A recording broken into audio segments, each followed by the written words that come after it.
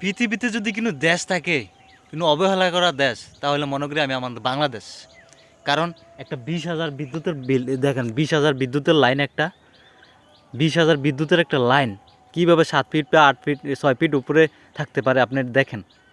আপনার বিশ্বাস হইব না, 6 ফিট বা 7 ফিট উপরে একটা বিদ্যুতের লাইন, একটা মানুষ আইতে যেতে অবশ্যই লেগে যেতে পারে, মানুষের উপরে গায়ে লাগতে পারে। আপনি বিশ্বাস করছেন? 6 থেকে 7 ফিট উপরে একটা বিদ্যুতের লাইন, 20,000 ভোল্টের, কুমিল্লা মুরাদনগর পরমতলা বিলে। আমি এখানে এসেছিলাম কাজ করার জন্য, হাত পাও ধুইতে এসেছিলাম, দেখি একটা 20,000 ভোল্টের কারেন্টের লাইন, বিদ্যুতের লাইন, একটা 7 ফিট বা 6 ফিট উপরে।